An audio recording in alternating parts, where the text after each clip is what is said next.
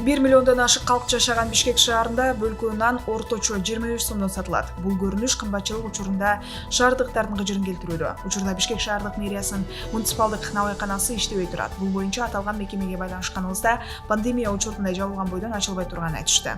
Былтыр биздин мекемени коронавируска диспансер кылган. Коронавируска круглосуточный үчүн диспансер кылып атпадыбы?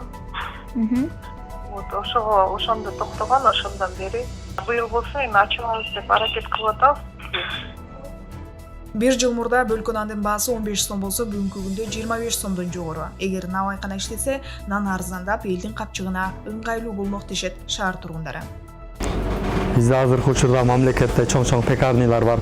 Ошо иштебей атат. Ошолор иштесе, канча деген жаштар жумуш менен камсыз болот эле, чет жакка мигрант болуп чыкпайт эле.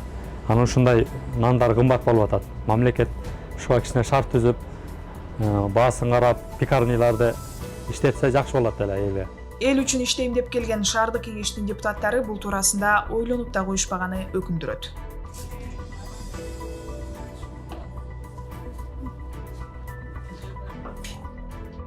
Навайкана 2015-жылы мамлекетке Туркия өлкөсү тарабынан жардам катары курулган. Муниципалитетке өткөрүлүп берилгени менен мэрия тараптан эч кандай каржылоо каралган эмес.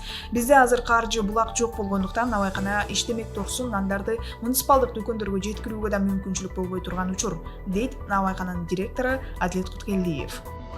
Bunun производство назначениясы ошо дальнейшем жана жаш балдарга, ошо жаш балдар деп, детский больницаларга, садиктерге, Минобороналарга таза, жакшы нан менен мындай снабжение экен да. Миссиясы.